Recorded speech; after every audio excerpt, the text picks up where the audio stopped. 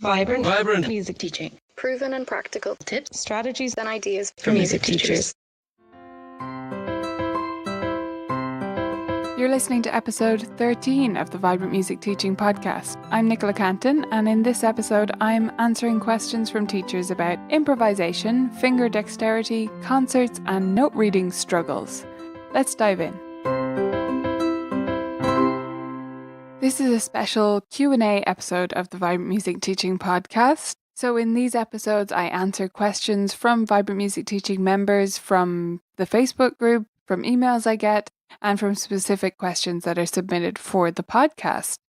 The first question today came from Laura in New York, and she wrote this in the Facebook group. She said, "I'm so bad at improv. How can I teach it if I can't do it?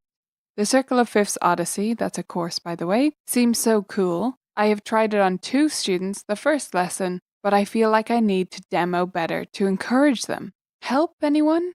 So I totally hear you on this, Laura, and I wanted to mention it on this podcast rather than only replying in text, which of course I did, because it deserves a bigger discussion, because there's so many layers to this. There's the first layer, which I think is that you don't feel confident improvising, right? You say, "I'm so bad at it." And I get that, but it's practice like anything else, right? I'm not a particularly amazing improviser at all. I've gotten a bit better, but for the most part, I just do it as a teacher. I'm not someone who sits down and improvises for hours and has all these cool riffs built into their fingers that they refer to. And I understand the benefit of that and that approach to it. But my approach to improv and in things like the Circle of Fifths Odyssey, what I'm really using it as a teaching tool. And I've gotten pretty good at using it in that context, more than just about creating amazing music or having students that can literally just play anything on the spot. It's not about that to me. It's about utilizing it for various reasons. So the Circle of Fifths Odyssey, for those who aren't familiar, is a course inside Vibrant Music Teaching. And I did a webinar about this recently, so you may have seen that as well. And the idea behind it is that we improvise our way around the Circle of Fifths. So we're starting at C major, improvising in C, then in G, then in D, etc. over the course of 12 weeks. And we're building it up so that students see the patterns of building up at the sharps, of the way the patterns fall on the piano, and from there, taking that to scale fingerings and chord patterns and all of that. But starting with this very free-form improvisation where they're just making whatever music they can in that key. So to go back to Laura's question, she's asking, how can we demo it better? Well, I don't demonstrate it at all. In other words, all I say to the student is, okay, we're going to improvise in the key of C. And if they're not familiar, I'll say, what do you think improvising means? Maybe they'll know, maybe they won't. And we discuss the fact that it basically just means making it up as you go along. So we're going to make up our own music in the key of C. What does that mean? Well, it means that we're going to use only the white keys to improvise with. And we can play whatever we want and make our own music using only the white keys. And then I just start my chord progression, which is just a 1, 5, 6, 4 with whatever rhythm I feel like at the time and in whatever inversions I feel like at the time. And then encourage the student to join in. Now, some students will be nervous of this at first. I found if I introduce it right, for the vast majority of students, they will just jump in and try something out. The older they are at the beginner level, the less likely they are to just jump in. They might need a little bit more encouragement. A 4-year-old will almost always just get going and they might make awful sounds, but they'll have a go and then they'll find their own groove. I don't need to give them any much more help than that. If they are playing and smashing lots of keys and they're doing that week after week, I will encourage them by saying, let's use just one finger. Let's play just one note at a time for now. And then if they play something nice in the middle of a big mess, encourage them by picking that out. It sounded really cool when you just went down, stepped down on the keys and then repeated that C at the end, something like that. Just pick out something they did that really did sound musical and they'll build it up that way. Don't be expecting it to sound great right away, because it absolutely won't, and that's really not the point. The point is giving them the opportunity to experiment and to find out that there really is no wrong answers, but there are things that sound better than others, and you'll find your own style with that. So the younger they are, the less I need to do. And it's more just about repeating the activity until they come up with musical sounding music.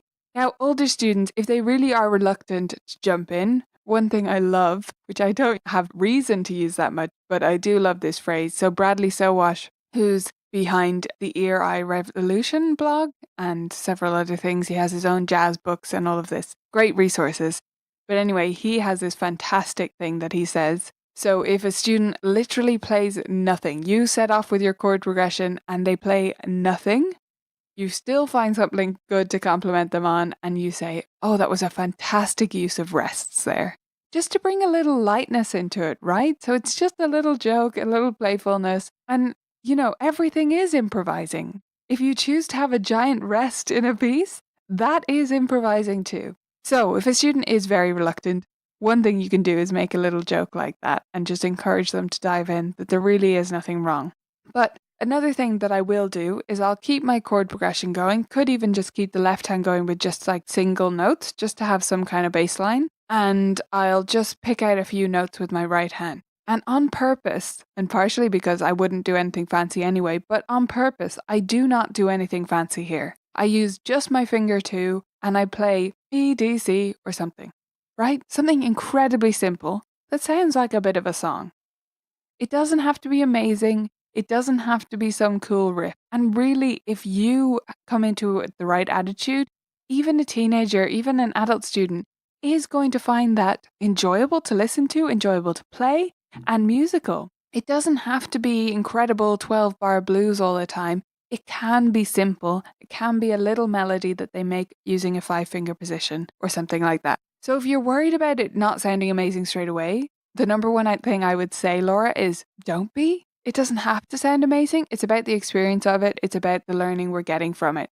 Yes, we want it to sound good and we want to encourage the bits that do sound good, but it builds up over time. So don't be too hard on yourself. Don't worry about you giving amazing examples. Just give extremely simple melodies and that will get you going. Okay, so I hope that helps, Laura, and that little bit of advice encourages you to carry on, because I started where you are now and I haven't come a huge, amazing distance, but I have gotten more comfortable with it. And I think that's really what's key here. The next question comes from Shona, who's in Wales. She said, so I have a pupil who's finding finger dexterity difficult. 5 years old, really keen, but finding keeping fingers curved tricky and getting frustrated. I'm trying lots of fine motor activities, lots of songs and games for fingers, but have you got any other ideas? Wanting to do lots of activities for them to really help them make progress. Okay, so Shona, I really have to start with a couple of follow-up questions here, which obviously you can't answer. So I'll do my best to talk through the different angles that we might be talking about here. But really, we need to be asking first and foremost, what curriculum are you using and what method book or other curriculum are you using with this student? What is your approach been? And how much emphasis are you placing on this? And in particular, are they using all 5 fingers straight away? Okay. So I don't know what your experience is with preschoolers, Shona, or, young beginners, junior infants, senior infants, that kind of thing. Because teaching a 5-year-old is extremely different to teaching a 7-year-old even. Those 2 years are a massive jump. And if you haven't taught a lot of 5-year-olds, you might be jumping straight in. I'm not accusing you of anything, but just say you are jumping straight into a very traditional method book that uses 5-finger positions from the beginning. So the first thing I would advise you to do is stop that, take it out of the mix. Because if they're jumping straight in and having to do Dozen a Day or John Thompson or Piano Adventures even, right? If they're doing something like that right from the get-go, then you haven't put in enough steps along the way for a 5-year-old to develop that dexterity. So if you're not using Piano Safari already, or something with a similar approach like Tales of a Musical Journey, or anything that encourages one finger at first, develops to non-legato touch over 5 fingers, and then gradually, very gradually moves to legato, then I'd highly encourage you to check out something like Piano Safari would be my favorite, or Tales of a Musical Journey, like I say, is a similar approach. I believe Hello Piano also has a similar approach in terms of working with one finger first and developing the arm control first. So that's the approach I would take with a 5-year-old. I'd be starting with one finger hopping around and doing lots of rote pieces and even reading pieces with just finger 2 in the beginning. And this is to promote, like I say, arm control, arm weight, and the way they move at the piano with freedom, without tension. Because if that tension is there at the gross motor level, moving their arms, then it's very hard to get rid of it at the fine motor level. And it's very hard for them to have a curved hand. Now, moving on from there, let's say you've done all that preliminary work, like Tara, who commented on your post, had mentioned that she was using Piano Safari and she was doing that, and she still wasn't quite getting there with her students. So, in that case, maybe you're expecting too much too soon. I am not expecting my 5-year-old, my 4 and 5-year-old students to have a beautiful round hand shape until, along with reading and along with all the other things that are going on, everything all at the same time, until minimum 6 months would be my expectation. But I wouldn't be worrying about this all happening together until about 18 months in. Yes, I'm serious, 18 months. I want them to be able to make that round hand shape when we call for it, and especially when they're not reading, much earlier. And we're developing that whole time, and I'm encouraging it. But I'm not expecting it all at the same time. I'm not expecting reading 2 hands together with round hand shape, with their wrist at the right height and beautiful technique in every possible way. I'm not expecting all of that at the same time until 18 months in is when I'd start to go, okay, maybe there's an issue here. But until then, it's just about developing it in various contexts and gradually bringing all of these elements together.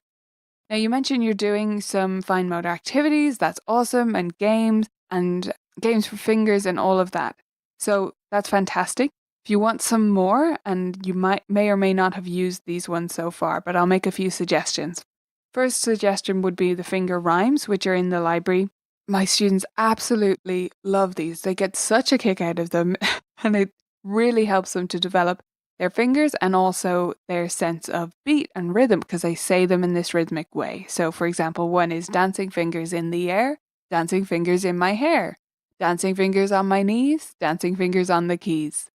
Okay, so we say them in this sort of poetic way, this rhythmic pattern, and we're doing the finger actions at the same time.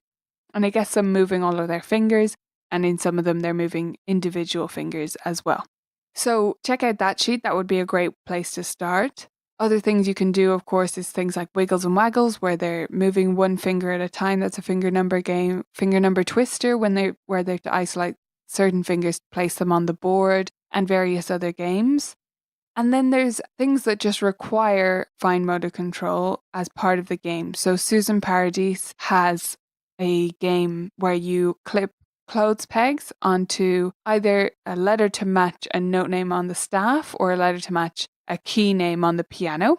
So those are great. Those are free on Susan Paradis's blog. And I've been experimenting with some new matching games as well. So those are going to be up on the blog in a few weeks, probably almost a month, I'd say. But to give you a quick rundown of them, the first one that I've been using involves an egg carton. So I have taken an empty egg carton, a cardboard one, not a plastic one. That would make a horrible sound for this activity.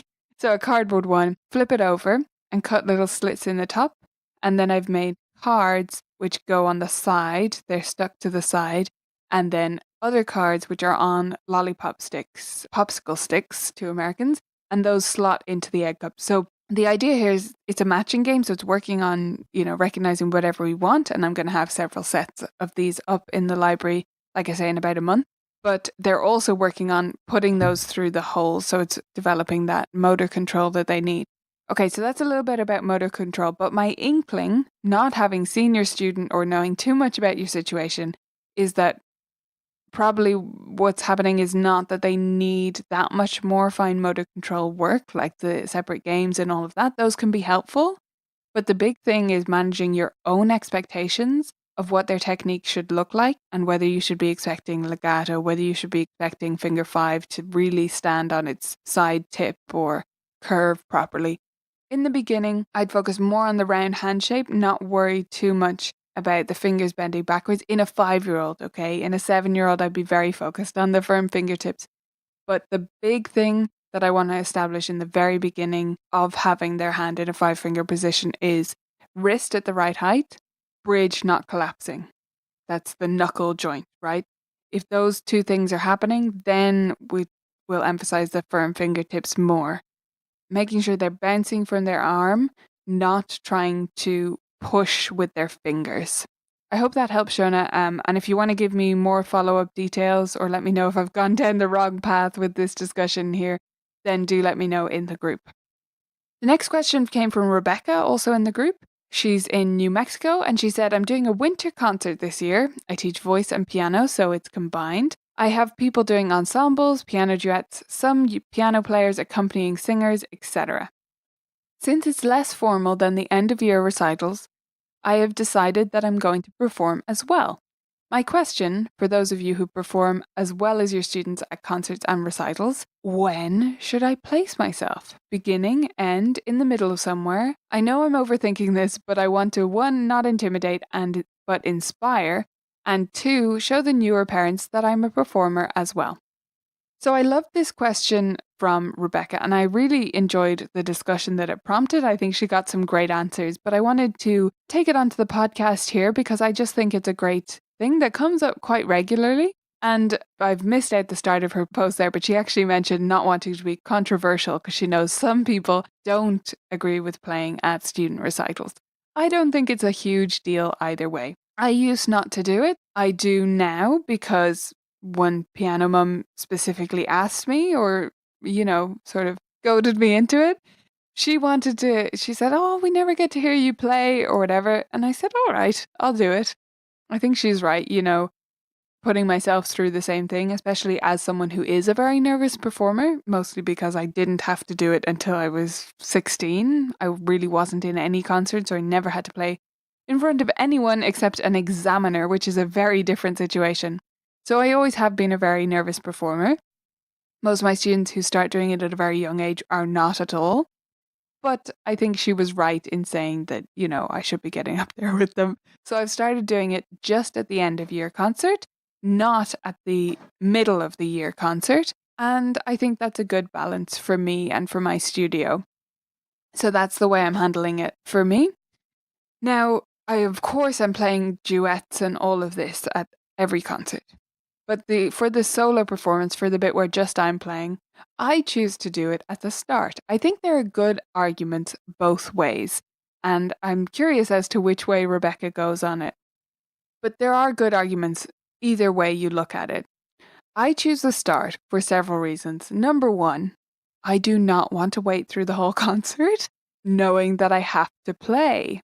That's just me. I know my mind would be flitting back to the piece I have to play, and I wouldn't be fully concentrating on all the stuff that's going on, and it's important, and I want to enjoy my students' performances. And also when I'm playing duets, I don't want to, be thinking about the piece that I have to play on my own, and therefore not concentrating fully and being present for the duet that I'm playing. Might sound like a silly thing, but it does make a difference to me. Another reason is it's just a natural point for me to play, in my opinion, because at the start I'll give a little welcome speech, right? And it makes sense to me that I just then sit down, say, okay, I'm going to kick us off with the first piece so no one else has to go first, and sit down, do my pieces, get up again, and introduce the first student performer. That makes sense to me. The third reason, which I've sort of mentioned there, is it's a little token to say, no one else has to play first because I'm going to do it. And still, there has to be a student who has to go first, and I'll always make that someone who's pretty confident doing that. So that's not a major factor for me. But the fourth factor is very important to me, and that's that with experiences of any kind, what people remember best is the end. Okay? And this goes for everything. Scientific studies have, to take it completely away from piano, scientific studies have looked at colonoscopies, when colonoscopies used to be much more painful than they are now, and found that if they continued it with the less uncomfortable sensations at the very end, so extra time that didn't need to be there but without pain, people actually remembered it better. Even though it was longer and therefore they experienced more discomfort throughout the whole thing, the ending was not quite as bad. And that's what people remember. Whereas if you end at the very painful bit, people are much more reluctant to go back and do a repeat procedure. Okay, So, what has that got to do with piano performances? Well, I want people's biggest memory of the performance of the concert to be my star performer, my most advanced student, the student who's worked extremely hard on some fabulous piece, not me. I don't want them to remember my performance the best. That is not the point of the concert. So that is probably the biggest reason why I think I should be at the start. I think people should basically forget about my performance. I think it's good that I show that I'm willing to get up and do something. And I tend to use it as an opportunity also to talk about an interesting composer, a female composer from history, or a modern composer, contemporary composer that students might learn and might look forward to, something that will appeal to them. And I think that's great. But if I put that at the end, that's going to be the strongest memory. And I feel more like that moment in the spotlight should be given to my most advanced student, my teen or whatever, that's been working extremely hard on some fabulous piece. And I want to give them their moment to shine. So I'm curious to see which way you go on that, Rebecca, but I just wanted to give you my thoughts on that here. My final question that I wanted to discuss, I'm going to leave anonymous since it came through an email, so the person might not want to share who they are, but she said the mother seems bothered that her daughter is not reading the notes well. So this is about a student that this teacher has, and the note reading is not progressing that fast, and the mother has approached this teacher about this. So the mother seems bothered that her daughter is not reading the notes well and tried to tell me how to teach her. I listened. I know that note reading can be a challenge for some, but I don't push it. Her ear is well developed and technique is good. Having taught for many years, I try not to make a big deal about it. It comes. That's what I tried to tell the mom. She's a bit of a perfectionist also, and the student just can't seem to connect the notes on the staff with the name or where it is on the keyboard very well. It's been about a year of lessons. I do a lot of note recognition games and flashcards. Any thoughts on how to help her develop note reading or how to deal with the mom? So I just wanted to mention this email because it hits at something that a lot of us come up against, and that's parents trying to tell us how to teach. So that's the first half of this. Irregardless of the fact whether or not the daughter is progressing okay or not with note reading, it is not the mom's place to tell you how to teach or even what to emphasize. And sometimes when they do this, they're just being pushy, but generally it is usually out of concern for their children. And they usually do it when they don't feel like they're being kept in the loop enough. So the first thing to do in a situation like this, in my view, is to let the mum know that you are aware of what is happening, that you have a plan, lay out your plan to her. This is what we're going to do. This is how I'm handling this. I know that you might feel like note reading is blah de blah, but in my studio it happens this way, and it might be different to the traditional way that you learned or that you've seen others learned, but this is the progression of skills in my studio. I'm not worried about your child's progress. Her note reading is a little bit slower than her oral work, but one area is always going to lag behind the other. That's just the way learning works. It's not always going to be plain sailing and even Stevens between every skill. And emphasize to the mom, that she's doing so well in this other area. You say she has her ear is well developed and her technique is good, so that's fantastic. And emphasize that that's almost the most important parts. I mean, I would say, especially the technique, that's the big thing in the first year. If you can get that going right, that's a fantastic achievement for the first year of lessons. So I would start off by emphasizing all of those points and explaining your plan. So don't leave her completely out of the loop. Don't just say, no, this is not your place. Say, this is what my plan is, and do it very confidently, where it's clear that you've thought this out, that you have a plan in place, and that you know what you're doing. If she continues to push beyond that, I'd get a little bit tougher and tell her to back off, but in the nicest possible way. But most parents, all they need to know is that you do have a plan.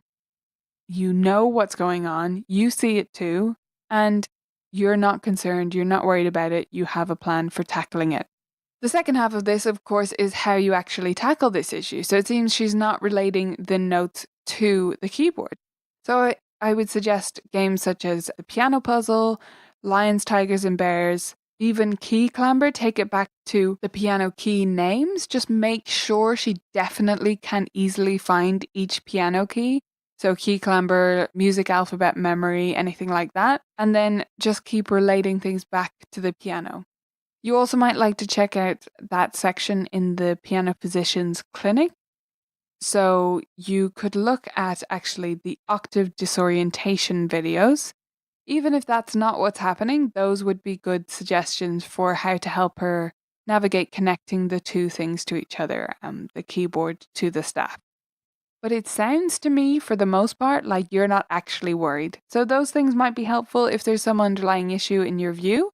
But after a year of lessons, not reading completely fluently, not always immediately relating things to the keyboard from the staff might not be an issue. And if you're only worried about it because the mum is bringing it to you, then you just need to let her know what the progression is and how you're tackling it and what to expect from lessons at your studio. I hope that helps. Thank you so much to all of the members who left questions in the group and in emails that I could choose from today. We had some great discussion points to talk about, and I hope it was useful to everyone listening, because I know these are all things that we all come up against from time to time in our studios. That's it for this week. Bye for now. Quick reminder to Vibrant Music Teaching members that the office hours are coming up this week on Thursday and Friday. You can find the details of those at vibrantmusicteaching.com/calendar if you're a member. If you're not a member and you want to join us and get your questions answered, as well as getting access to everything the library has to offer, you can sign up at vmt.ninja.